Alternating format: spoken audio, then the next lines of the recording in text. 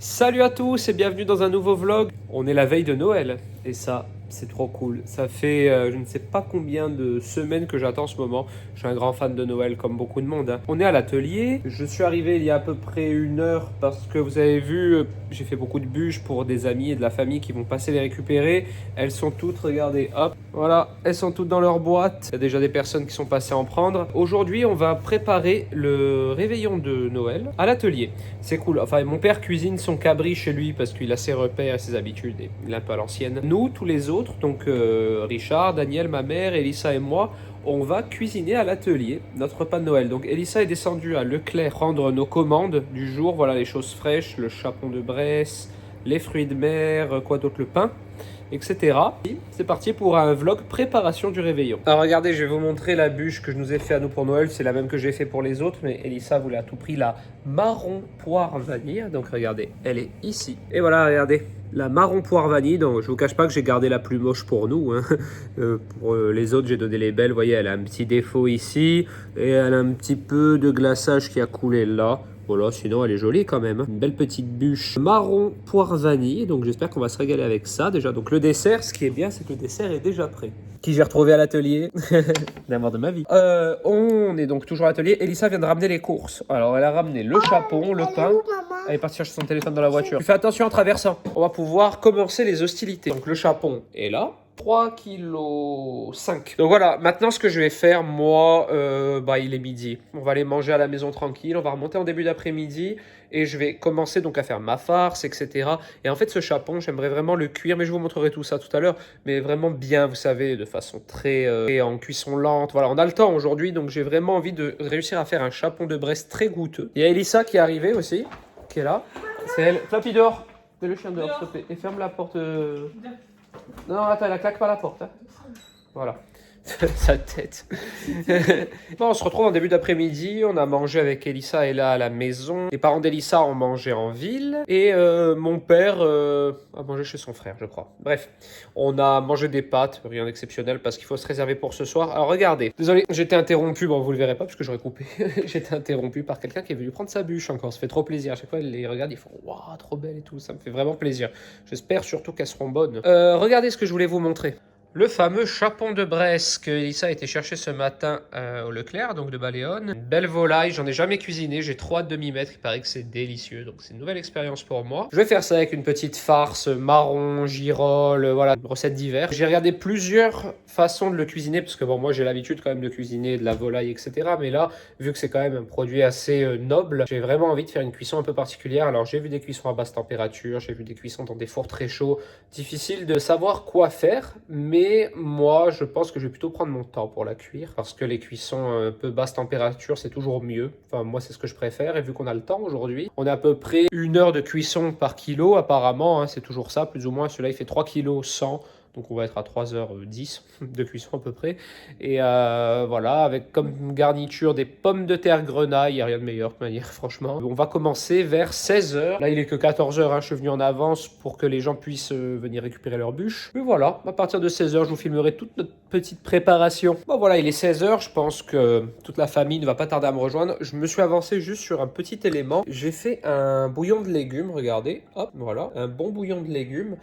Parce qu'en fait, vu que je ne savais pas trop quelle recette choisir pour cuisiner mon chapon, j'ai décidé de prendre la recette de Thierry Marx. Je l'ai vu sur YouTube, c'est une recette qu'il a fait dans les carnets de Julie. Et en fait, il poche d'abord quelques minutes son chapon dans un bouillon. Et je trouve que c'est intéressant parce que du coup, ça doit laisser la chair bien tendre et bien parfumée, etc. Donc je vais commencer par faire ça. Et ensuite, je ferai la cuisson recommandée. Alors, il recommande de cuire le chapon. Lui, il a un chapon de 3 kg, ça tombe bien, le mien aussi. 1h30, ça me paraît peu. J'ai vu beaucoup de recettes où on dit 1 heure de cuisson par kilo, donc ça voudrait dire 3 heures. Donc là, c'est 2 fois moins. Alors, c'est Thierry Marx. Je vais lui faire confiance.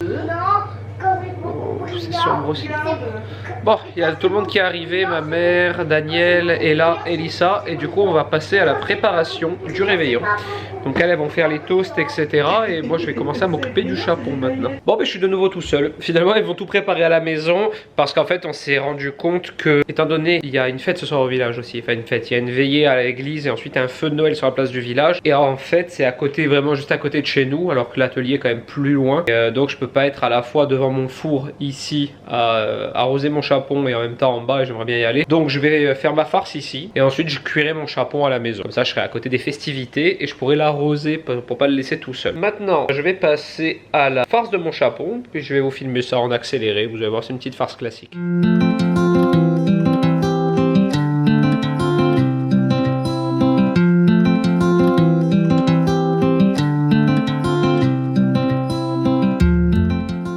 Alors voilà, je suis en train de préparer ma farce, regardez, donc j'ai tout mis là-dedans pour l'instant. Donc il y a pain de mie, des girolles, des champignons de Paris, des échalotes, de la viande de veau, des lardons, des pistaches. J'ai mis des pistaches dedans cette année. Ensuite je vais mettre 2 œufs pour voilà, lier tout ça, une petite louche de bouillon de volaille, ça je vais vous expliquer pourquoi après. Et là maintenant je vais cuisiner les abats de mon chapon, bien les faire revenir et tout, et ensuite les rajouter à ma farce. Voilà, je vais les cuire en amont, ils vont pas cuire avec la farce. Là ça a besoin d'être vraiment bien cuit, ça, donc je vais récupérer le cœur, etc. Les hacher, voilà, juste les faire revenir dans un peu d'huile d'olive, etc. Et ensuite je les rajouterai à ma farce. Ici, maintenant tous les éléments de ma farce, donc je vais rajouter les œufs, je vais rajouter les abats de mon chapon, je vais tout mettre dans le Magimix et tout mixer doucement, voilà, pour avoir vraiment une farce très fine. J'ajusterai ensuite si je rajoute un petit peu de lait ou non. Je vais mettre aussi un peu de bouillon de légumes. Alors en fait la technique consiste, je vais arroser mon chapon pendant la cuisson, mais je vais pas l'arroser énormément.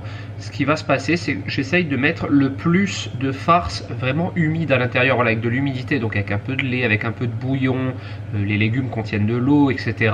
Voilà, parce qu'en fait ce que je vais faire, c'est qu'en mettant cette farce et en le ficelant bien tout à l'heure mon chapon, c'est-à-dire vraiment en faisant, ils disent souvent la forme d'un ballon de rugby, mais c'est le cas, hein, en vraiment bien le serrant et tout, en faisant un chapon bien serré, bien étanche, je dirais. L'humidité qui se trouve dans ces éléments humides, hein, le bouillon, le lait, l'eau des légumes, etc.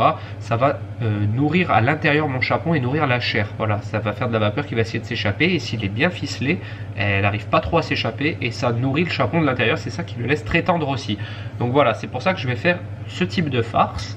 Et ensuite, j'aurai plus, maintenant qu'une fois qu'elle est terminée, à farcir mon chapon, à bien le ficeler. Et ensuite, on descendra le cuire à la maison. Et voilà, regardez-moi ça, une belle farce. Je vais vous la montrer tout de suite. Hop, voilà, une belle farce bien humide, vous voyez.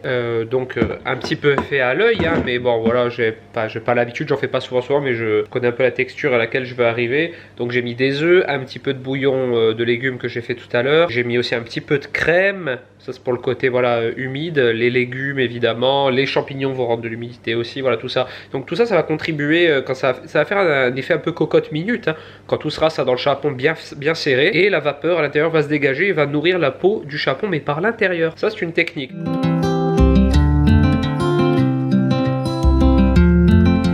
coup, je suis redescendu à la maison et je vais enfin pocher ma dinde. 5 minutes, ma dinde, mon chapon. 5 minutes dans un bouillon et ensuite je vais la mettre au four pour... alors normalement il disait 1h30, mais ça c'était dans le four de l'atelier. Là je vais prévoir 2 heures, voire 2h15, parce que mon four à la maison ne marche quasiment plus.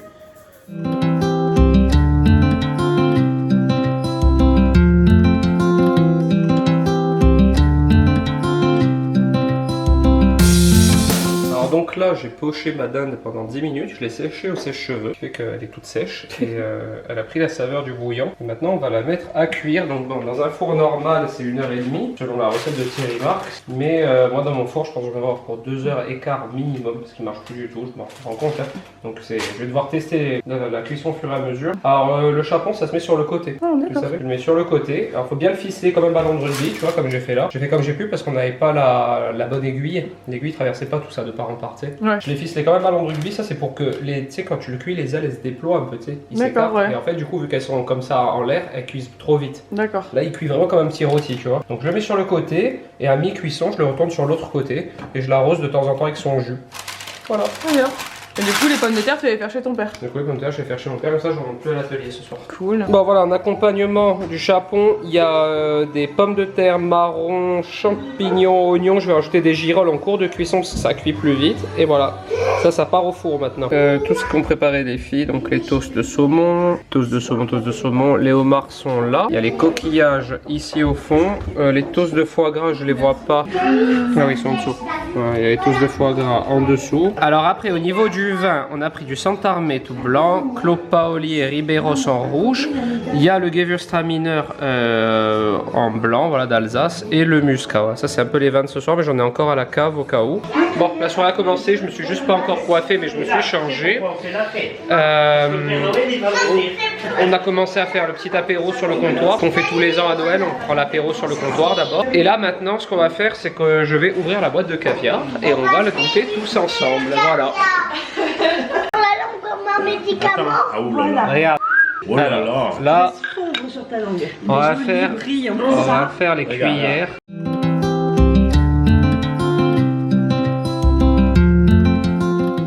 On a été au feu de Noël, vous avez vu? Il y a un petit feu de Noël tous les ans chez nous, c'est la tradition. Bon, c'est pas que chez nous la tradition, hein, mais c'est bien au village. Tous les villageois viennent boire un petit coup ensemble avant d'aller réveillonner. Donc voilà, le feu est terminé. La dinde est toujours au four pour 1 heure encore. Et je vous ai pas montré la table de Noël d'Elissa. Pour ceux qui me suivent et qui ne suivent pas Elissa, vous êtes de plus en plus nombreux. Regardez comme elle est belle la table d'Elissa. Ouais, il y a du champomis dessus, mais c'est pour elle là. Et là, elle est passée en mode déjà pyjama de Noël. Yeah, waouh. Voilà. Et maintenant, on va passer vraiment au repas. On va manger les fruits de mer, etc. Là, l'entrée avec le caviar et tout, c'était un peu exceptionnel, mais c'était juste l'entrée. Et on va dégoupiller le vin, etc. On va profiter. Tout le monde dort sur place, donc ce soir on peut boire. Oui. Ça c'est bien, avec modération toujours. Et Elissa, elle boit un super cru de champomis gold. Gold, non, royal, champomis royal. Ouais, c'est un mélange de pêche et de pommes, non? Ouais, pêche, incroyable. Pommes. Vraiment des pêches cueillies à maturité. Waouh, la chance. Fais voir. Ah, Babo il a ouvert toutes les huîtres, les bonnes huîtres. Eli Rose elle est contente. De Noël. Ah oui, il est content. Il veut rentrer. Richard il est en train de manger le homard. Hop, allez, tout le monde à table, c'est parti. Regardez le beau pain qu'on a acheté aussi. Dans la boulangerie, un vrai boulanger qui bosse chez Leclerc, ils ont une belle boulangerie. T'as vu, il te plaît ou pas? À la châtaigne. Hein.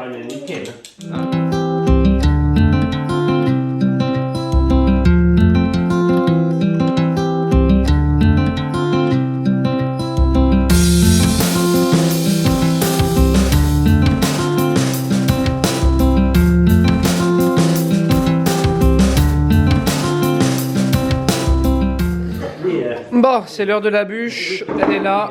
Alors, c'est la bûche marron poire vanille ici, voilà. Et salut. Richard me vlog pendant que je vlog, c'est très bizarre.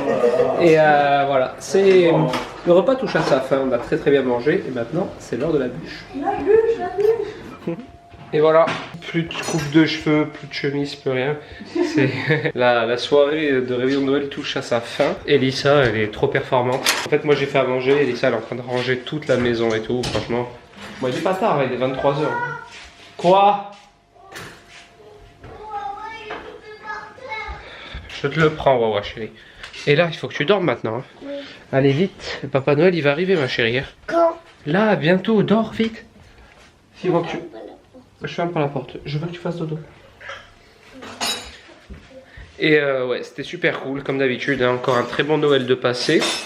Et j'espère que le prochain sera encore mieux, etc.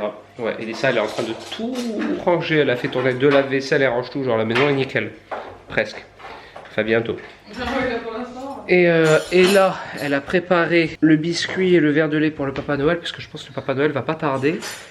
Nous on va aller se coucher pour qu'il puisse venir. Et voilà, je vous laisse ici. J'espère que ce vlog réveillon, préparation du réveillon de Noël vous a plu. Si c'est le cas, n'hésitez pas à liker cette vidéo et à vous abonner à ma chaîne. Et moi déjà, je vous souhaite une fois de plus un très joyeux Noël. Même si quand vous verrez cette vidéo, ce sera passé. De très joyeuses fêtes. Et à bientôt dans une prochaine vidéo. Ciao.